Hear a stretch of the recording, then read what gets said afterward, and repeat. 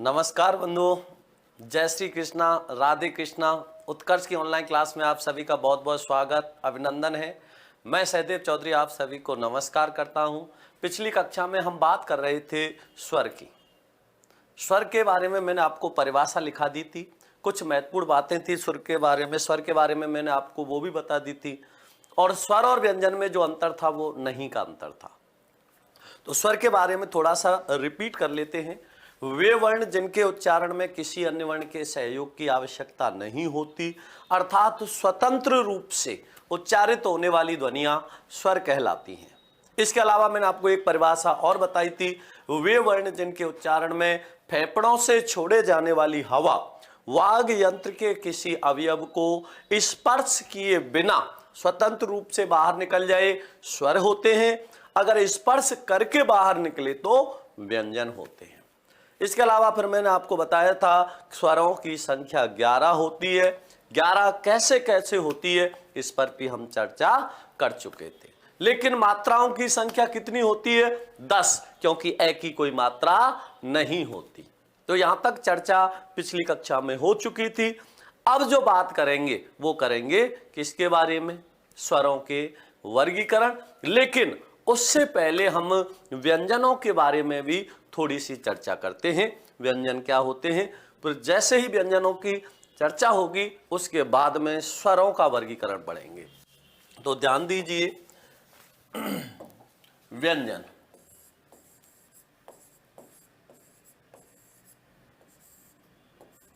क्या होते हैं? व्यंजन किसे कहते हैं? व्यंजन तो देखिए, जो व्यंजन वर्ण हैं, ये व्यंजन मैं आपको पहले ही बता चुका हूं कि स्वरों के और व्यंजन के बीच में जो अंतर होता है वो नहीं का अंतर होता है। तो स्वरों की जो परिभाषा थी, अगर उनमें नहीं जोड़ देंगे तो व्यंजन की परिभाषा बन जाएगी। अब जो व्यंजन होते हैं ये किसके सहयोग से बोले जाते हैं? स्वरों के सहयोग से। और स्वर स्वतंत्र रूप से बोले जाते हैं। तो यहां पर सबसे पहले हम व्यंजन की क्या लिखेंगे? परिभाषा। वे वर्ण जिनके उच्चारण में वे वर्ण जिनके उच्चारण में किसी अन्य वर्ण के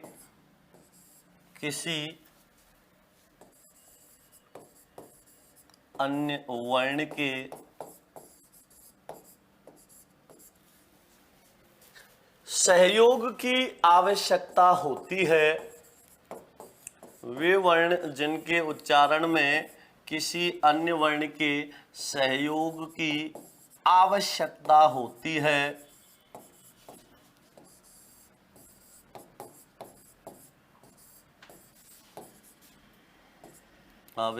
होती है, वे वर्ण जिनके उच्चारण में किसी अन्य वर्ण के सहयोग की आवश्यकता होती है, अर्थात, अब इसकी दूसरी परिभाषा लिख रहा हूं मैं, अर्थात स्वरों के सहयोग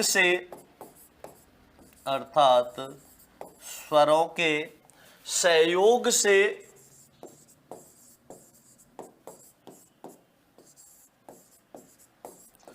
उच्चारित होने वाली ध्वनियां,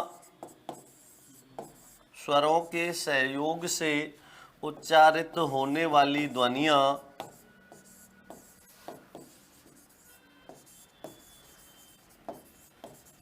स्वरों के सहयोग से उच्चारित होने वाली ध्वनियां क्या कहलाती हैं?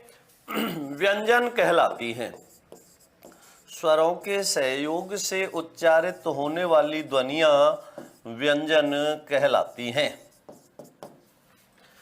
तो क्या अंतर आया? स्वरों के सहयोग में किसी के अन्य की सहयोग की आवश्यकता है। स्वरों के उच्चारण में किसी अन्य वर्ण का प्रयोग किया जाता है क्या? किसी अन्य वर्ण का सहयोग या सहायता ली जाती है क्या? नहीं ली जाती। लेकिन व्यंजनों के उच्चारण में स्वरों के सहयोग की आवश्यकता होती है।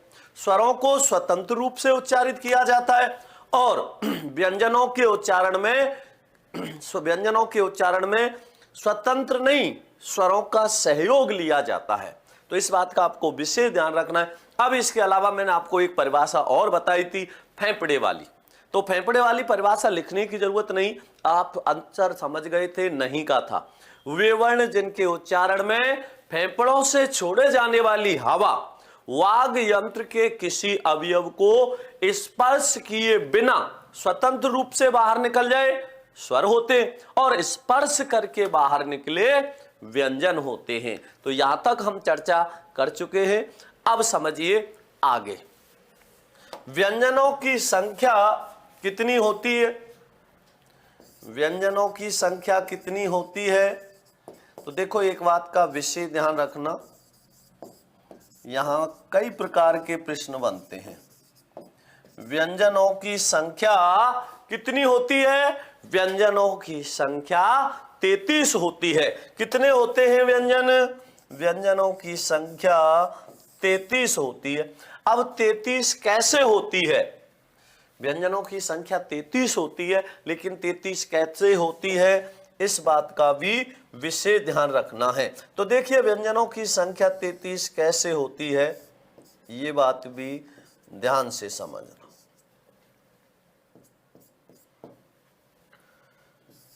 का से लेकर मां तक कितने वर्ण होते हैं? 25। का से लेके मां तक कितने वर्ण होते हैं? 25। इन्हें क्या कहते हैं? स्पर्श व्यंजन। अब देखो, यहां एक बहुत बड़ी कंफ्यूजन रहेगी आपको। स्पर्श और स्पर्शी में अगर स्पर्श पूछता है तो इसकी संख्या कितनी बतानी है? 25, और स्पर्शी पूछे तो इसकी संख्या बतानी है 16। बिल्कुल भी कंफ्यूज मत होना, कई किताबों में उल्टा दे रखा है। स्पर्श की संख्या 16 और स्पर्शी 25 बता रखे हैं, जो गलत है। क्यों गलत है? क्योंकि देखो, इसका आप कैसे करोगे? स्पर्शी का मतलब क्या होगा? स्पर्श धन ई क्या होगा? स्पर्शी होगा। स्पर्श धन ई क्या होगा? स्पर्शी। मतलब स्पर्श से उत्पन्न हुआ है, स्पर्श में से निकला है। कैसे? जैसे हम लिखते हैं जनक धन ई, क्या बनता है? जानकी। पर्वत धन ई क्या बनता है? पार्वती। तो जनक से उत्पन्न क्या बना? जानकी। पर्वत से उत्पन्न क्या बना? पार्वती। और स्पर्श से उत्पन्न क्या बना? स्पर्शी। इसका मतलब क्या है? जो स्पर्श वर्ण होते हैं 25, स्पर्श वर्ण कितने होते हैं? 25 होते हैं। अब 25 कौन से होते हैं? का से लेकर मां तक, ये 25 वर्ण क्या कहलाते हैं? स्पर्श कहलाते हैं। अब इन 25 वर्णों को, स्पर्श वर्णों को हम 3 भागों में बांट देते हैं। इनको भी कितने भागों में बांट देते हैं? 3 भागों में।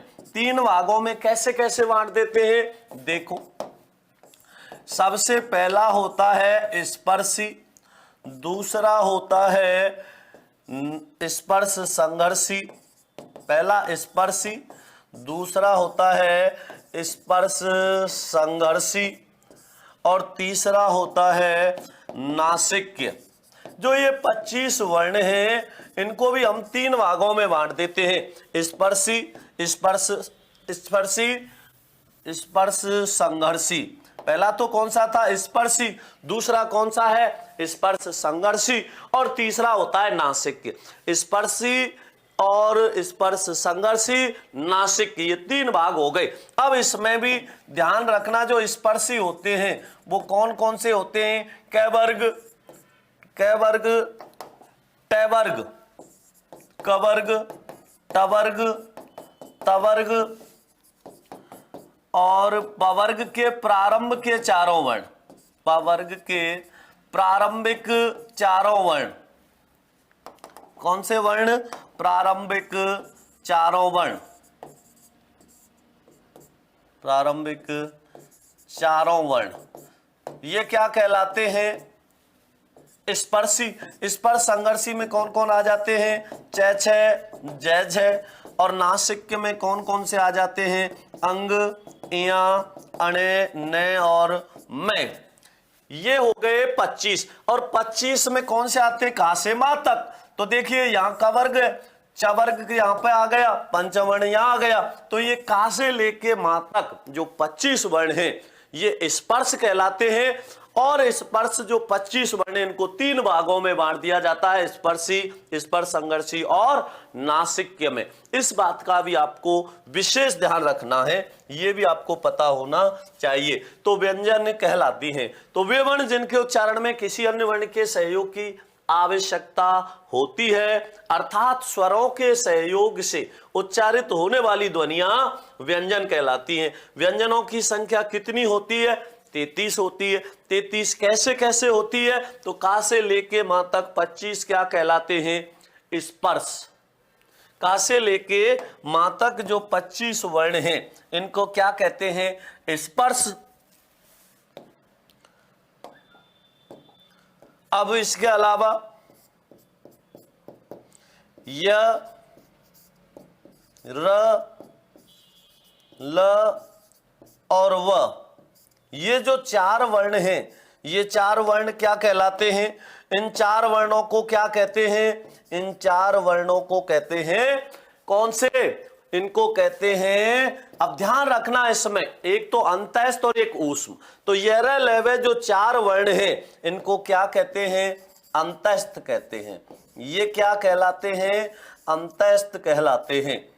अब क्यों कहलाते हैं, क्या कारण है, ये सब पढ़ेंगे आगे विस्तार से। अगला जो तीसरा है इसका वेद वो कौन सा होता है? तीसरा कौन सा होता है? तीनों से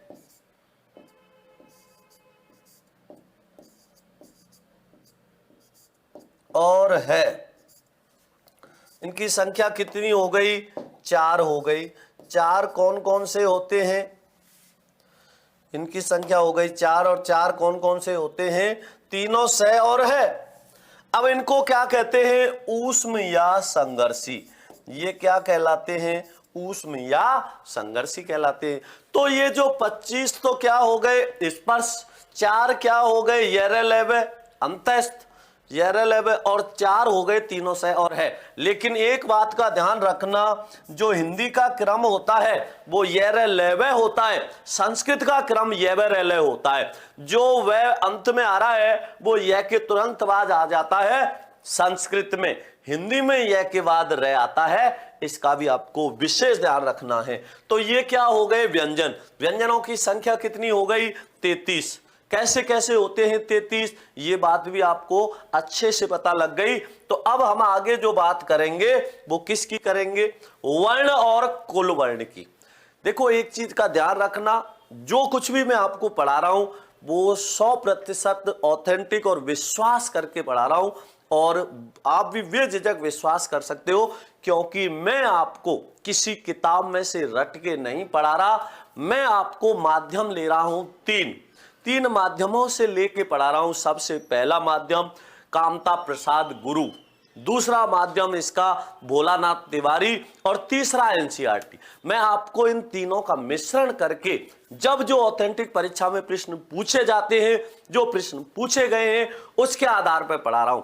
तो आपको कई प्रश्न ऐसे मिलेंगे, कई चीज ऐसी मिलेंगी जो आपको किताब से थोड़ा अलग मिलेंगी। तो बिल्कुल भी आपको घबराना नहीं है, क्योंकि आप अच्छे से जानते हो किताब जो लिखने वाले होते हैं वो अधिकांशतः कॉपी पेस्ट करते हैं। बहुत कम विद्वान ऐसे हैं जो खुद का और ऑथेंटिक रूप से बताते हैं। लेकिन हम जो परीक्षाओं में प्रश्न पूछे जाते हैं उनके लिए जो माध्यम मानता है, जो एग्जाम में जो प्रश्न पूछे जाते हैं उनके लिए जो रिट दायर करते हैं, उसके लिए जो प्रूफ मांगे जाते हैं वो एनसीईआरटी या कामता प्रसाद गुरु इनका माना जाता है। तो इसलिए आपको ध्यान से और समझ के पढ़ना है, बिल्कुल भी कंफ्यूज नहीं होना। तो देखिए मैं यहां लिख रहा हूं हिंदी वर्णमाला में, हिंदी वर्णमाला में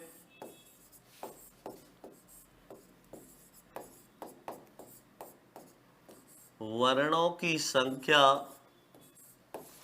हिंदी वर्णमाला में वर्णों की संख्या कितनी होती है?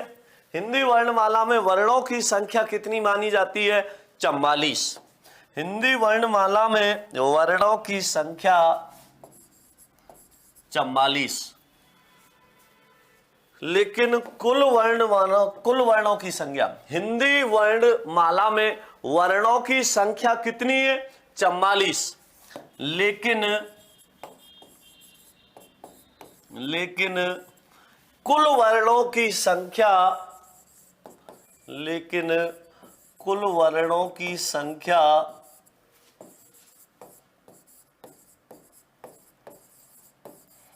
कितनी मानी जाती है? 52 मानी जाती है। हिंदी वर्णमाला में कुल वर्णों की संख्या कितनी मानी जाती है? 52। अब ये 52 कैसे कैसे मानी जाती है? मैंने कहा हिंदी वर्णमाला में वर्णों की संख्या, सिर्फ क्या लिखा? वर्ण। तो वर्णों की संख्या तो कितनी है? 44। लेकिन जब बात करेंगे कुल वर्णों की तो उत्तर होगा 52। अब 52 कैसे कैसे है? जो कुल वर्ण 52 होते हैं वो कैसे कैसे होते हैं, इस बात का ध्यान। अब 44 वर्ण कैसे? तो ये तो आपको अच्छे से पता है, 11 स्वर हैं और 33 व्यंजन है, इनको मिला के 44 वर्ण हो गए। लेकिन हम बात कर रहे हैं कुल वर्णों की। अब कुल वर्णों की संख्या कितनी होगी, इसको ध्यान से समझना। हिंदी वर्णमाला में कुल वर्णों की संख्या 52 होती है। 52 कैसे कैसे होती है, ध्यान से समझना। स्वर कितने होते हैं? 11। स्वरों की संख्या कितनी होती है? 11। व्यंजन कितने होते हैं? व्यंजनों की संख्या कितनी होती है? 33। तो ये बात तो आप अभी तक पढ़ ही चुके हो। स्वरों की संख्या तो कितनी है?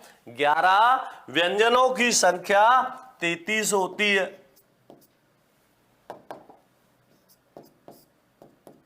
दो होते हैं अयोगवाह। दो क्या होते हैं? अयोगवाह। अयोगवाह का अर्थ क्या होता है? वे वर्ण जिन्हें ना तो स्वरों में गिना जाए, ए माने नहीं, योग माने जोड़ा जाए, वाह माने जिन्हें ना तो स्वरों में गिना जाए और ना ही व्यंजनों में गिना जाए, लेकिन कुल वर्णों में गिना जाए, जोड़ा जाए, उन्हें कहते हैं अयोगवाह। और अयोगवाह कौन से होते हैं? अयोगवाह होते हैं अंग और ए। अब देखो, एक यहां पर एक बहुत ही अच्छा प्रश्न बनता है। अच्छा प्रश्न क्या बनता है कि आपसे पूछ लेगा, कैसे पूछ लेगा कि विसर्ग किसके साथ जोड़ा जाता है? विसर्ग किसके साथ जोड़ा जाता है? तो स्वरों के साथ या व्यंजनों के साथ? तो ध्यान रखना, आज तक आप पढ़ते भले ये स्वर के साथ आए हो, उत्तर व्यंजनों के साथ होगा, क्योंकि जहां भी आप इस विसर्ग का प्रयोग करोगे वहां व्यंजन में ही जुड़ेगा। चाहे कोई भी ले लो, जैसे आपने दुख में लिया तो द में, यहां पे दुख में यहां विसर्ग किसके साथ आ रहा है? व्यंजन के। आपने इसको प्राय में लिखा, यहां भी ये किसके साथ आ रहा है? व्यंजन के। तो ये किसके साथ में जोड़ा जाता है? व्यंजनों के साथ। ध्यान रखना इस बात का, स्वरों के साथ इसका प्रयोग नहीं होता, व्यंजनों के साथ जोड़ा जाता है। अब हम इसको हम लिख देते हैं इसके अनुसार, लेकिन ध्यान रखना ये किसके साथ जोड़ा जाता है? व्यंजन के साथ ही जोड़ा जाता है। ऐसा कोई भी उदाहरण मुझे बताओ जहां ये जुड़ रहा हो और वो सिर्फ स्वर में हो, ऐसे कहीं जुड़ रहा हो? ऐसे कहीं जुड़ा रहता है क्या? नहीं, जहां भी जुड़ेगा वहां व्यंजन में ही जुड़ेगा। अब ये विसर्ग किस में जुड़ रहा है? तय व्यंजन में जुड़ रहा है। तो ये किसके साथ जोड़ा जाता है? व्यंजनों के साथ। तो ऐसे प्रश्न बड़े घुमा के पूछे जाते, लेकिन बिल्कुल भी घबराने की जरूरत नहीं है। कैसे भी प्रश्न पूछ ले एग्जामिनर, कहीं से भी प्रश्न घुमा ले, आप बिल्कुल नहीं घूमोगे, क्योंकि जो एग्जामिनर दिमाग लगाएगा वो प्रश्न आपके पास पहले उपलब्ध होंगे। वो प्रश्न हम पहले ही डिस्कस कर लेंगे, जो ये समस्या आपको पहली बार फेस करनी ही नहीं पड़ेगी। तो आगे देखिए, अयोगवाह कितने होते हैं? 2। अंग और ए। 2 क्या होते हैं? उत्क्षिप्त। उत्क्षिप्त कितने होते हैं? 2। 2 उत्क्षिप्त व्यंजन होते हैं। कौन कौन से? दो उत्क्षिप्त व्यंजन होते हैं, अड और अढ। इनकी बहुत ही महत्वपूर्ण कहानी है जिसको बड़े विस्तार से पढ़ेंगे। ड और डा के नीचे बिंदी लग गई तो इनका उच्चारण भी बदल जाता है। यदि ड और डा के नीचे बिंदी लग जाएगी तो इनका उच्चारण अड और अढ हो जाता है, अड और अढ हो जाता है। इन्हें उत्क्षिप्त कहते हैं, इन्हें ताड़नजात कहते हैं, इन्हें द्विगुण कहते हैं, इन्हें द्विपृष्ठ भी कहते हैं। क्यों कहते हैं, क्या कारण है? प्रत्येक को कोई नाम होता है, उसका कोई ना कोई कारण होता है और इनको हम कारण के सहित पढ़ेंगे आगे। आगे इसका जो अगला भेद है वो कौन सा है? संयुक्त व्यंजन। अगला जो भेद है वो कौन सा है? संयुक्त व्यंजन।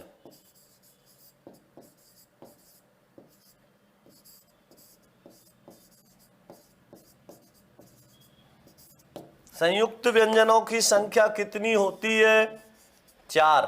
विशेष ध्यान रखना, वर्तमान समय में संयुक्त व्यंजनों की जो संख्या है वो कितनी है? तो ध्यान रखना, वर्तमान समय में संयुक्त व्यंजनों की संख्या 4 है।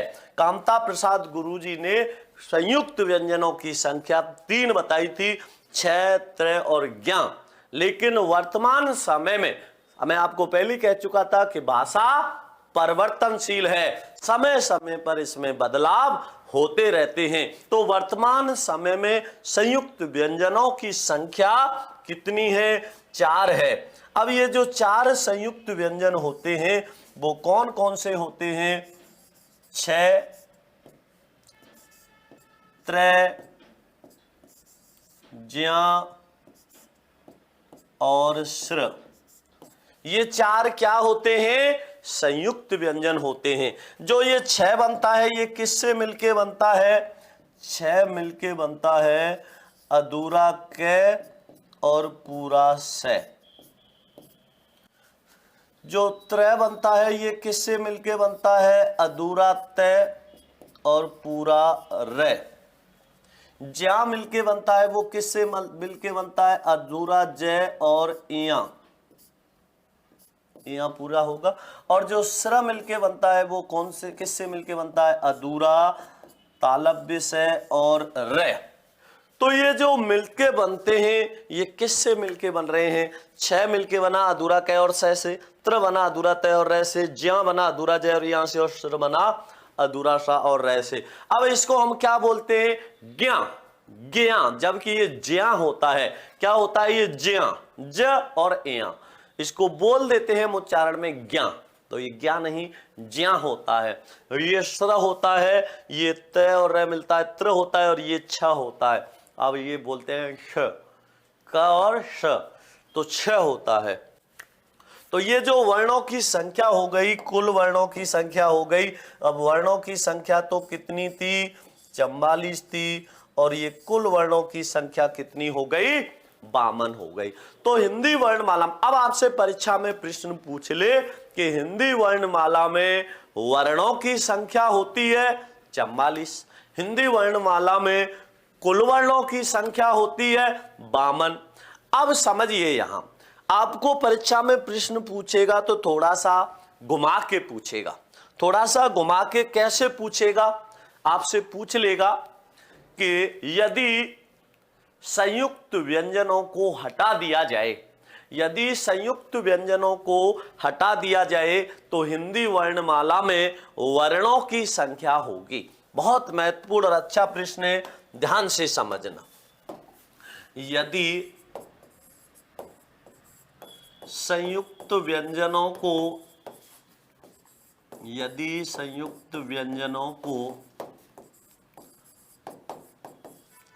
हटा दिया जाए, यदि संयुक्त व्यंजनों को हटा दिया जाए तो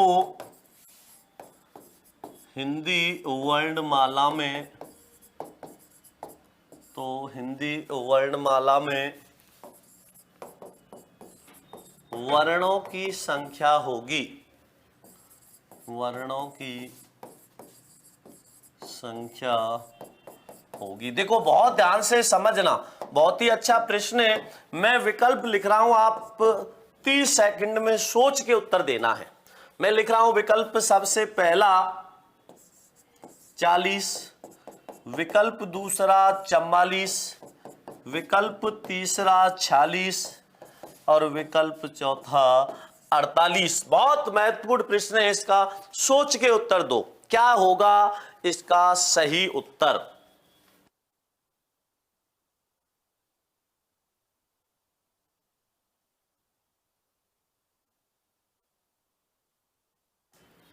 क्या होगा इसका सही उत्तर, सोच के बताइए। यदि संयुक्त व्यंजनों को हटा दिया जाए तो हिंदी वर्णमाला में वर्णों की संख्या होगी, कितनी होगी? अब कई का उत्तर आ रहा होगा 48, कई का उत्तर आ रहा होगा 40, लेकिन इसका जो उत्तर होगा वो कितना होगा? तो ध्यान देना इसमें, इसका उत्तर होगा 44। कितना होगा? 44। क्यों? क्योंकि यदि संयुक्त व्यंजनों को हटा दिया जाए तो जो 44 वर्ण होते हैं वो क्या होते हैं? वर्ण। हिंदी वर्णमाला में वर्णों की संख्या कितनी होती है? 44। 44 कैसे होती है? स्वर कितने होते हैं? 11। स्वर कितने थे? 11। और व्यंजन कितने थे? व्यंजन कितने हैं? 33। कितने वर्ण हो गए? 44। अब इन 33 में कहीं भी संयुक्त व्यंजन आया था क्या? 33 में कहीं भी संयुक्त व्यंजन आया था क्या? नहीं आया। जब 33 में संयुक्त व्यंजन आया ही नहीं तो आप कुछ भी लिख दो, यहां पर आप कुछ भी लिख दो, कोई फर्क ही नहीं पड़ेगा, 44 के 44 ही रहेंगे।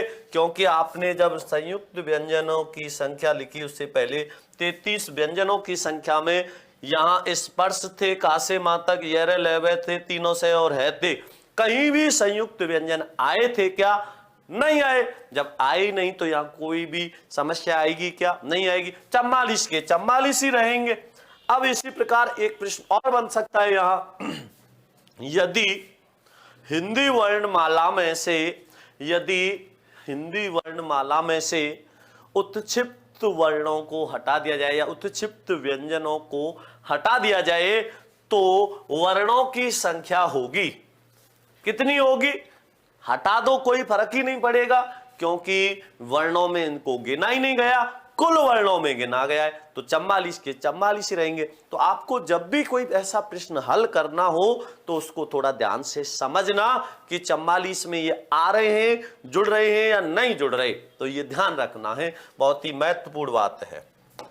तो आपको अच्छे से समझ आ गया होगा, हिंदी वर्णमाला में वर्णों की संख्या 44 लेकिन कुल वर्णों की संख्या 52 होती है। लेकिन इसका ध्यान रखना, कई पुस्तकों में इसकी संख्या 44, कई में 46, कई में 47, कई में 48, कई में 52, कई में 56 दे रखी है। आपको 52 ध्यान रखनी है कुल वर्णों की, और वर्णों की संख्या 44 ध्यान रखनी। अब आप कहोगे कि सर कैसे कह सकते हो इस बात को, हम कैसे मान लें कि कुल वर्णों की संख्या 52 होगी? तो ऐसे मान लो कि हिंदी निदेशालय 1966 के अनुसार कुल वर्णों की संख्या 52 मानी गई है, और हिंदी की मानक लिपि क्या है? देवनागरी लिपि।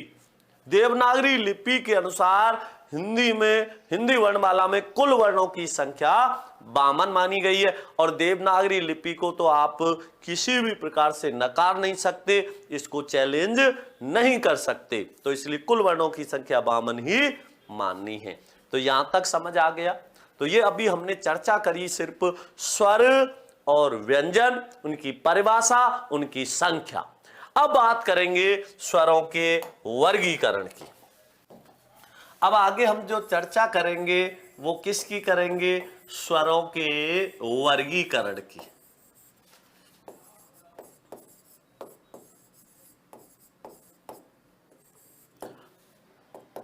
और वर्गीकरण के आधार पर स्वरों को बांटा गया है 5 भागों में।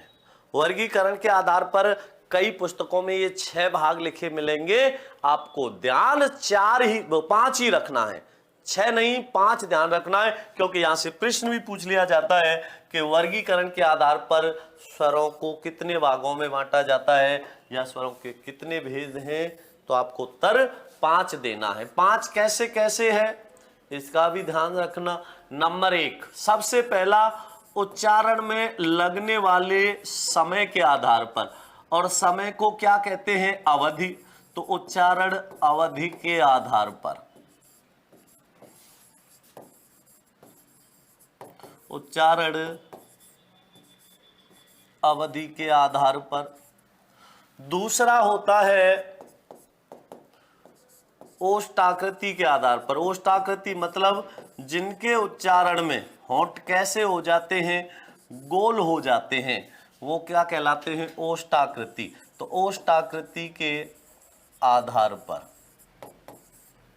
सबसे पहला था उच्चारण में लगने वाले समय के आधार पर, जिसको हमने क्या कह दिया, उच्चारण अवधि के आधार पर। अब ध्यान रखना, एक तो होता है अवधि और एक होता है अवधि।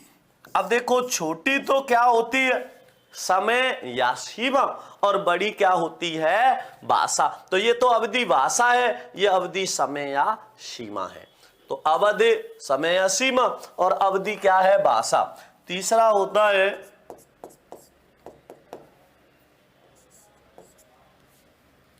जिह्वा की क्रियाशीलता के आधार पर।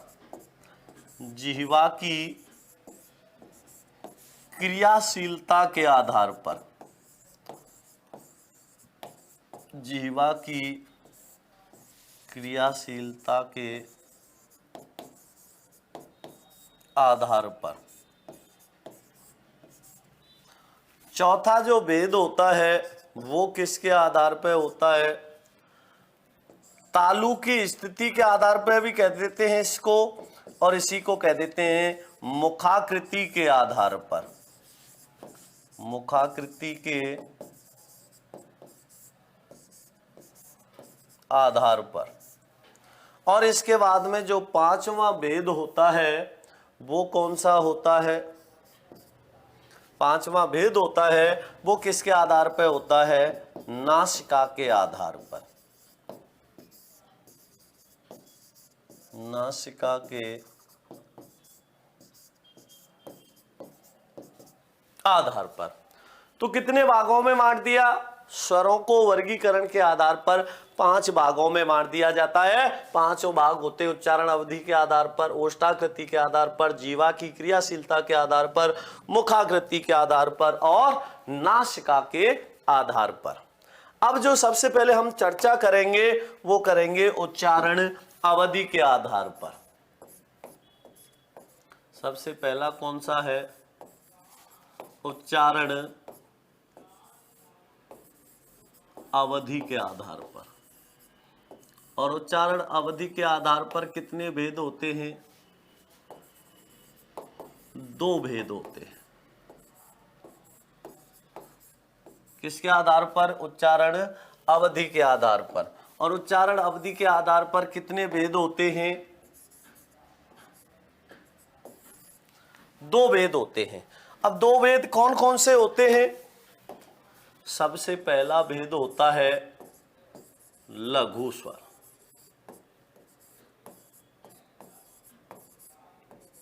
इसको थोड़ा ध्यान से समझना।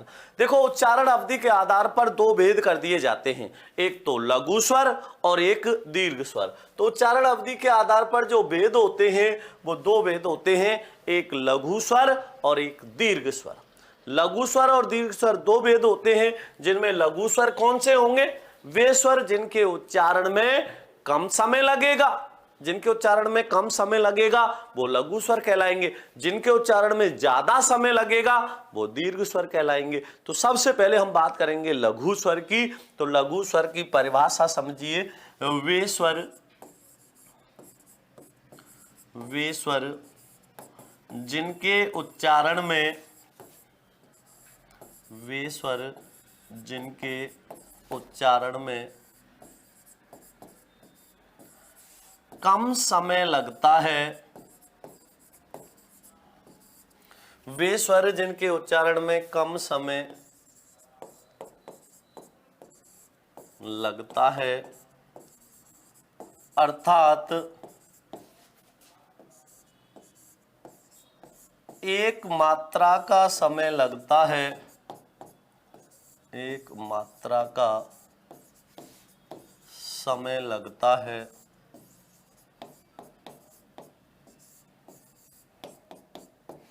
वे स्वर जिनके उच्चारण में कम समय लगता है, अर्थात एक मात्रा का समय लगता है, लघु स्वर कहलाते हैं। लघु स्वर कहलाते हैं।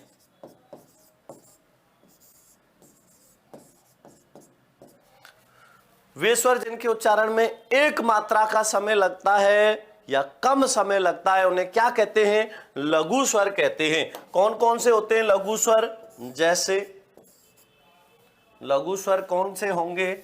जैसे ए, ई, ऊ और री। इनको क्या कहते हैं? लघु स्वर।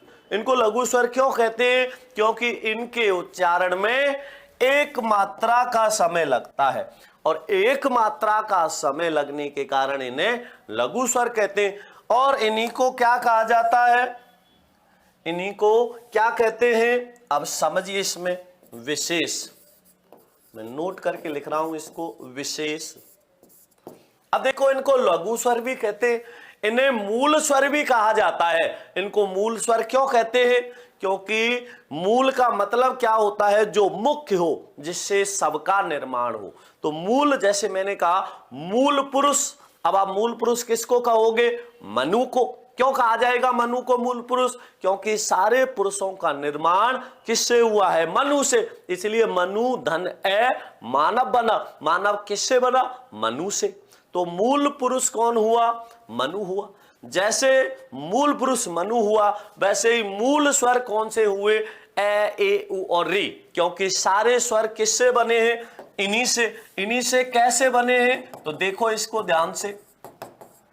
मैंने पहले कहा था, हम जो कुछ भी पढ़ेंगे सब प्रमाण और कारण सहित पढ़ेंगे। है तो नाम क्यों है? तो देखिए, ए और ए मिलके क्या बना? आ। ए और ए मिलके क्या बना? आ बना। ई और ई मिलके क्या बनी? ई बनी। उ और उ मिलके क्या बना? उ। अब ये तो री जो है ये संस्कृत की होती है। हिंदी में इसको इसलिए प्रयोग किया जाता है क्योंकि संस्कृत के शब्दों को जब हिंदी में री के सहित प्रयोग करते हैं वो तत्सम होते हैं। हालांकि इस री का प्रयोग हिंदी में नहीं होना चाहिए था और इसको हटाने का प्रयास भी चल रहा है। हो सकता है बहुत जल्दी इसको हटा भी दिया जाए, क्योंकि जब भी हम कोई हिंदी में शब्द लिखते हो तो उसके लिए जो री का उच्चारण होता है तो हम रैप में लघु ई लगा के लिखते हैं। री का प्रयोग अगर कहीं भी किया जा रहा है तो वे शब्द संस्कृत के ही होंगे, तद्भव नहीं हो सकते, तत्सम ही होंगे। तो इसका ध्यान रखना है। तो ध्यान रखना इसमें। तो मूल रूप से तो देखो ए, ई और उ है। तो ए, ई और उ। अब ए और ए मिलके बना आ। ए और ए मिलके बना आ। ई और ई मिलके बनी ई और उ मिलके क्या बना? उ। आ और ई मिलके क्या बने? ए। आ और ए मिलके क्या बना? आई। ए और उ मिलके क्या बना? ओ। ए और ओ मिलके क्या बना? औ बना। अब सारे स्वरों का निर्माण इन्हीं ने किया है, नहीं किया? किसी और का सहयोग लिया क्या? नहीं लिया। इन्होंने खुद ने ही सारे स्वर बनाए, नहीं बनाए? बिल्कुल बनाए। जब सारे स्वर इन्होंने ही खुद ने बनाए हैं तो ये मूल स्वर हुए, नहीं हुए? इसलिए इनको क्या कहा जाता है? मूल स्वर कहा जाता है। तो इसका भी ध्यान रखना। तो मैं यहां विशेष करके लिख रहा हूं, इन्हें मूल स्वर,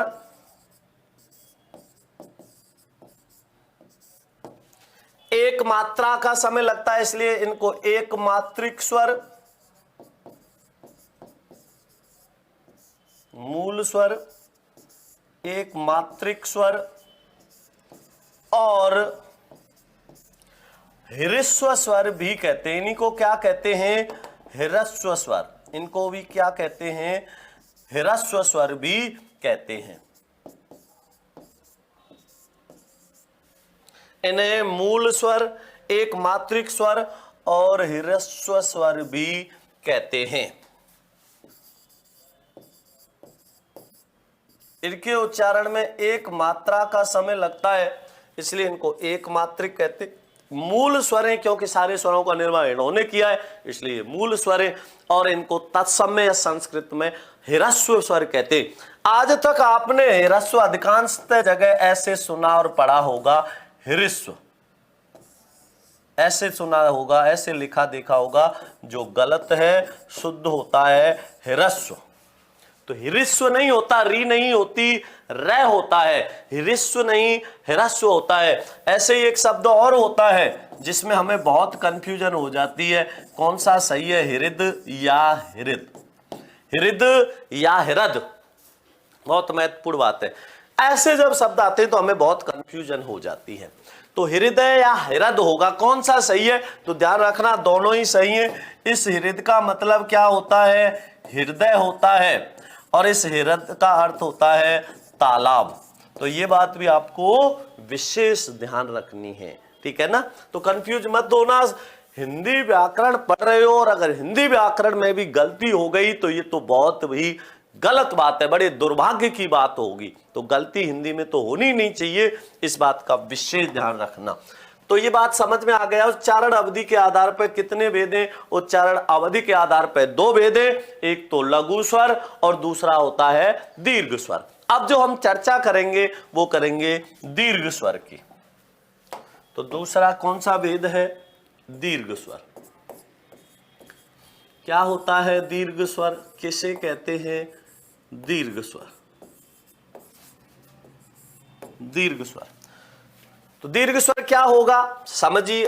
वे स्वर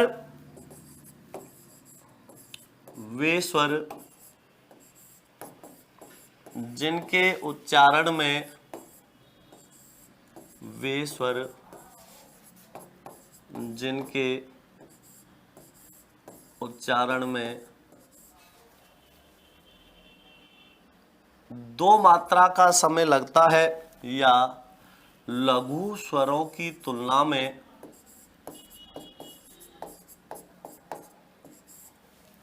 वे स्वर जिनके उच्चारण में लघु स्वरों की तुलना में दुगना समय लगता है, दुगना समय लगता है, अर्थात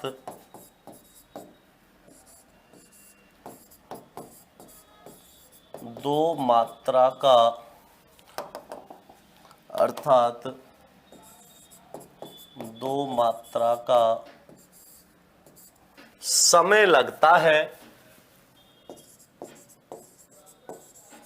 दो मात्रा का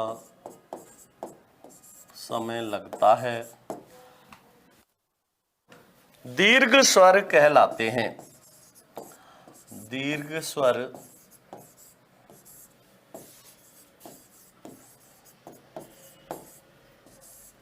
कहलाते हैं। वे स्वर जिनके उच्चारण में लघु स्वरों की तुलना में दुगना समय लगता है, अर्थात दो मात्रा का समय लगता है, दीर्घ स्वर कहलाते हैं। कौन से होते हैं दीर्घ स्वर? क्या कहलाते हैं? दीर्घ स्वर कहलाते हैं। जैसे अब दीर्घ स्वर कौन कौन से होंगे ध्यान से समझना। जैसे दीर्घ आ, दीर्घ ई, दीर्घ उ, ए, ऐ, ओ और औ। इन्हें क्या कहते हैं? दीर्घ स्वर। क्यों कहते हैं? क्योंकि इनके उच्चारण में लघु स्वरों की तुलना में दोगुना समय लगता है, अर्थात दो मात्रा का समय लगता है, इसलिए इन्हें दीर्घ स्वर कहा जाता है। अब दीर्घ स्वर कौन कौन से हुए? दीर्घ आ, दीर्घ ई, दीर्घ उ। ए आई ओ और औ, ए आई ओ और औ। अब इसमें भी ध्यान जो रखना है, क्या ध्यान रखना है कि दीर्घ आ, दीर्घ ई और दीर्घ उ ये समान जाति के स्वरों से मिलकर बनने। ए और ए मिलके आ बना, ई और ई मिलके ई बनी, उ और उ मिलके उ बना। जब ये समान जाति के स्वरों से मिलकर बन रहे हैं तो इन्हें क्या कहेंगे? सजातीय स्वर। इन्हें क्या कहेंगे? सजातीय स्वर। और ये विपरीत जाति के स्वरों से मिलकर बन रहे हैं, इसलिए इनको क्या कहेंगे? विजातीय स्वर। ये क्या कहलाएंगे? विजातीय स्वर। विजातीय का मतलब होता है जाति से भिन्न, विपरीत जाति के। ए और आ के बाद में ई या ई आई तो ए बना, दोनों की जाति विपरीत नहीं है। ए या आ के बाद ई या ई, ए या आ के बाद ए या आई आया तो आई बना, ए या आ के बाद उ या उ आया तो ओ बना, और ए या आ के बाद ओ या औ आया तो औ बना।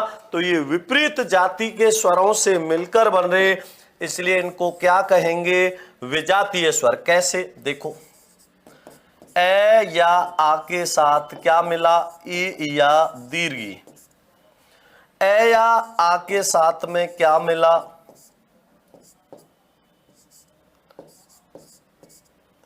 ए या आ के साथ में क्या मिला? लघु ई या दीर्घी, तो क्या बना? ए बना। ए या आ के साथ में ए या आई मिला तो क्या बना? आई बना। तो क्या बना? आई बना।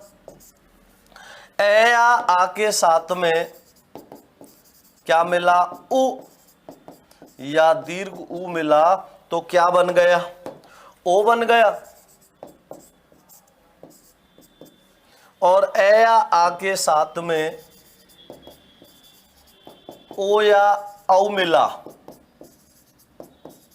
तो क्या बन गया? औ बन गया। तो ये किससे मिलके बन रहे हैं? विपरीत जाति के स्वरों से। और विपरीत जाति के स्वरों से मिलके बन रहे हैं, इसलिए इनको क्या कहेंगे? विजातीय। वि का मतलब होता है विशेष या भिन्न, मतलब जाति से भिन्न। तो विपरीत जाति के स्वरों से मिलने के कारण इन्हें क्या कहेंगे? विजातीय स्वर। अब इसमें एक बात का ध्यान रखना, देखो आपने जो पीछे लिखा था ए ई उ और री, इनमें कोई संधि होती है क्या? ए ई उ और री में तो कोई संधि होती नहीं है। क्या ये किसी से मिलके ऐसा रूप प्राप्त करते हैं क्या? नहीं प्राप्त करते। लेकिन इनमें संधि हो रही है, नहीं हो रही? ए और ए मिलके आ, ई और ई मिलके ई, उ और उ मिलके उ, संधि हो रही है। ए आई ओ और औ, ए और आ के बाद में ई या ई आई तो ए बना, संधि हो रही है। तो ये संधि स्वर है या नहीं है? तो ध्यान रखना, इसमें महत्वपूर्ण बात है जो, इसलिए मैं यहां लिख रहा हूं विशेष करके, विशेष। इन्हें संधि स्वर, इन्हें संधि स्वर और द्विमात्रिक स्वर भी कहते हैं।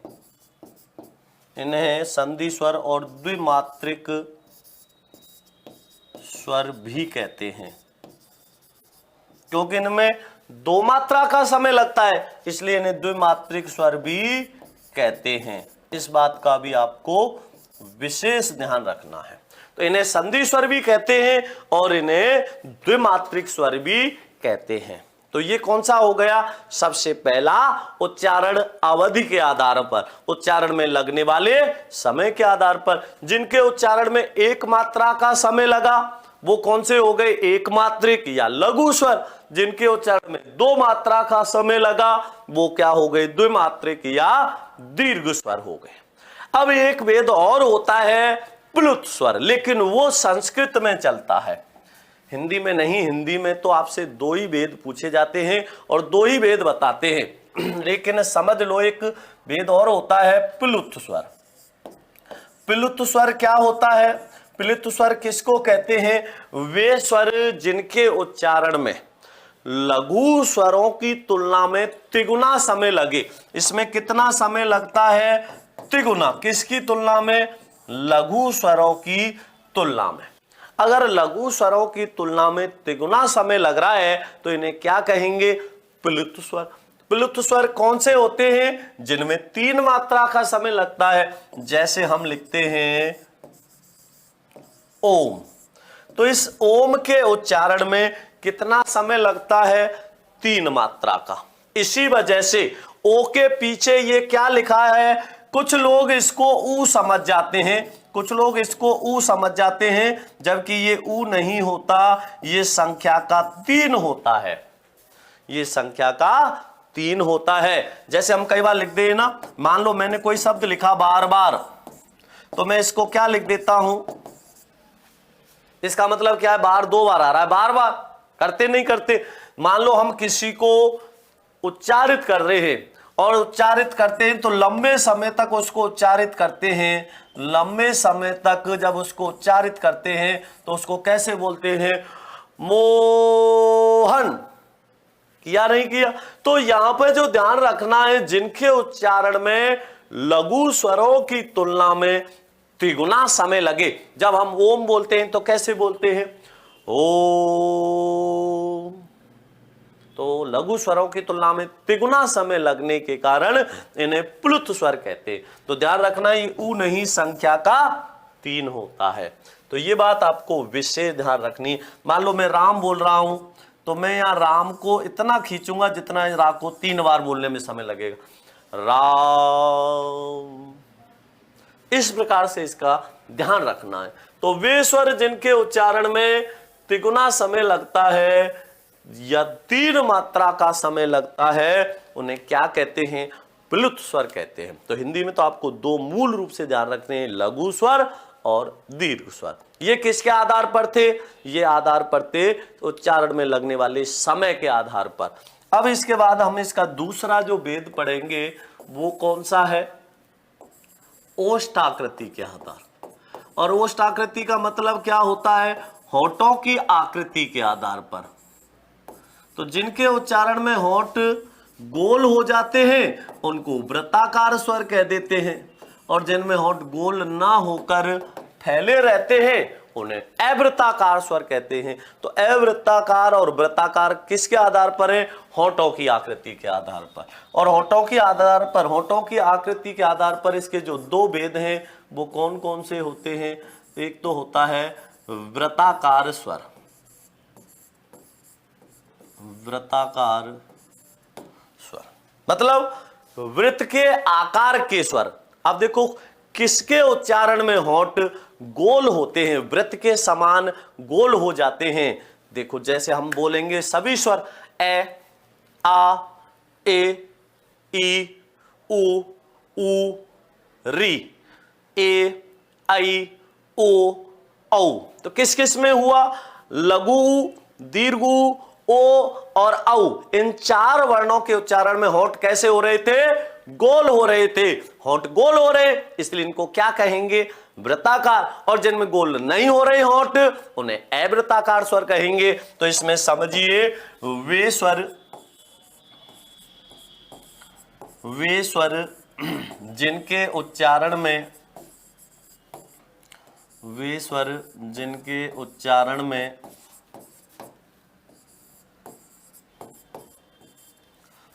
होठों की आकृति,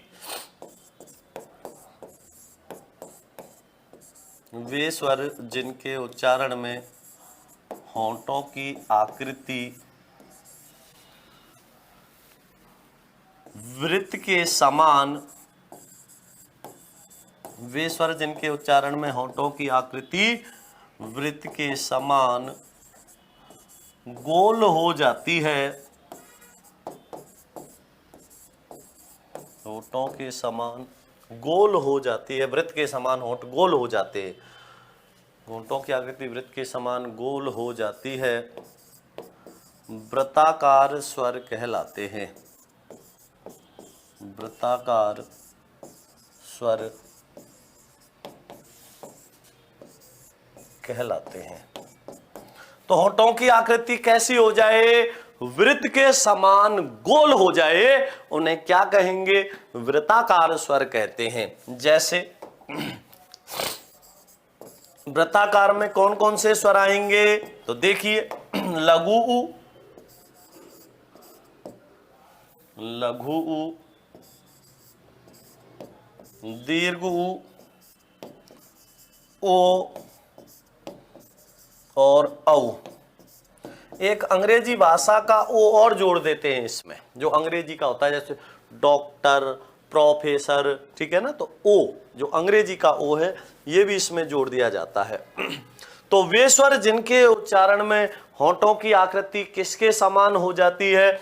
वृत्त के समान गोल हो जाती है, उन्हें वृत्ताकार स्वर कहते हैं। तो इन्हीं के उच्चारण में तो हो रहा है होंठों की आकृति का गोल, इसलिए इनको वृत्ताकार स्वर कहेंगे। और जिनके उच्चारण में होंठों की आकृति वृत्त के समान गोल ना होकर फैले रहे, उन्हें क्या कहेंगे? अवृत्ताकार स्वर कहेंगे। अवृत्ताकार स्वर, अवृत्ताकार स्वर। अ माने नहीं, वृत्ताकार मतलब वृत्त के आकार के, जिनमें होंठ वृत्त के आकार के नहीं होते, उन्हें क्या कहते हैं? अवृत्ताकार स्वर। तो इसको कैसे लिखेंगे समझिए। वे स्वर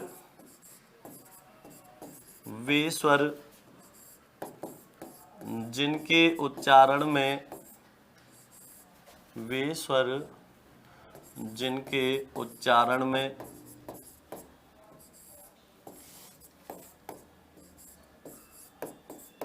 होंठों की आकृति, वे स्वर जिनके उच्चारण में होंठों की आकृति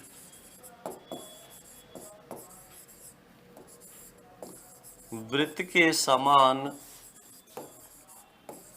गोल ना होकर, होंठों की आकृति वृत्त के समान गोल ना होकर फैले रहते हैं, वे स्वर जिनके उच्चारण में होंठों की आकृति वृत्त के समान गोल ना होकर फैले रहते हैं, अवृत्ताकार स्वर कहलाते हैं। अवृत्ताकार स्वर कहलाते हैं। तो जिनमें होंठ गोल नहीं होंगे उन्हें क्या कहेंगे? अवृत्ताकार स्वर।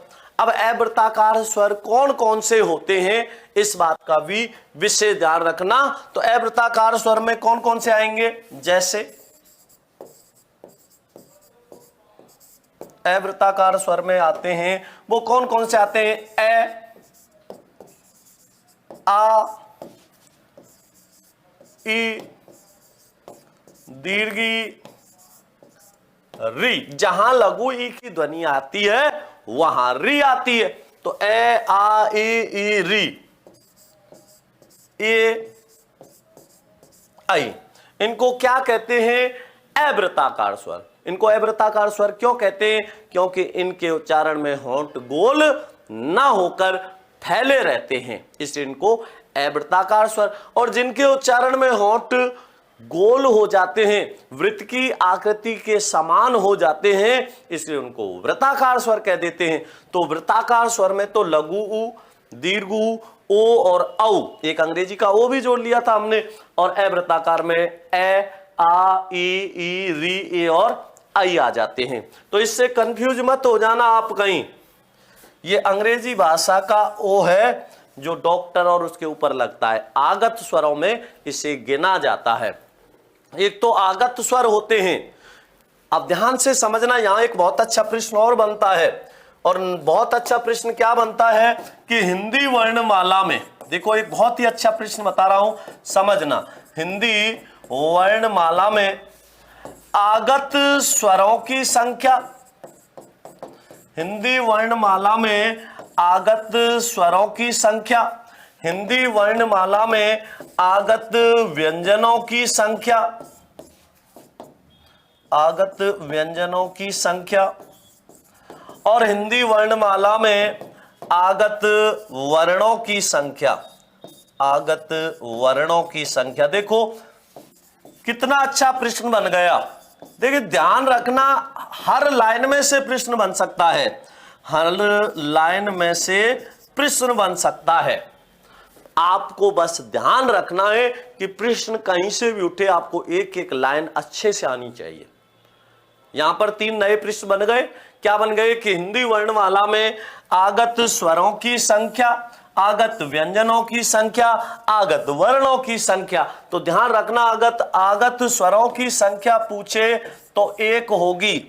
आगत स्वरों की संख्या पूछे तो 1 होगी। आगत व्यंजनों की संख्या पूछे तो कितनी हो जाएगी? आगत व्यंजनों की संख्या 5 हो जाएगी। 5 कौन कौन से हो जाएंगे? क, ख, ग, ज और फ। ये अरबी और फारसी भाषा के आगत व्यंजन है। कौन से व्यंजन है? आगत। अब स्वर और व्यंजन दोनों किस में गिने जाते हैं? वर्णों में। तो 1 तो ये हो गया, 5 ये हो गए, तो इनकी संख्या कितनी हो गई? 6। 6 कैसे हो गई? 6 कौन कौन से हो गए? अंग्रेजी का ओ आ गया, क, ख, ग, ज और फ। ये अरबी फारसी वाले। आगत व्यंजन या आगत वर्णों का मतलब होता है वे वर्ण जो दूसरी भाषा से हिंदी भाषा में आ गए। ये अंग्रेजी का, ये अरबी फारसी का है। तो ये बात भी आपको विशेष ध्यान रखनी है। कैसे भी प्रश्न बना ले, कहीं से भी प्रश्न बना ले, आपको कोई समस्या आएगी नहीं, क्योंकि वो सारी समस्या हम यहां पहले फेस कर लेंगे, जो दिक्कत ही नहीं रहेगी। तो आज के लिए इतना समझ आ गया, काफी है। अगली कक्षा में फिर मिलते हैं इसके आगे। तो एक बार फिर से सभी भाई बहनों को नमस्कार, राधे राधे, जय श्री कृष्णा।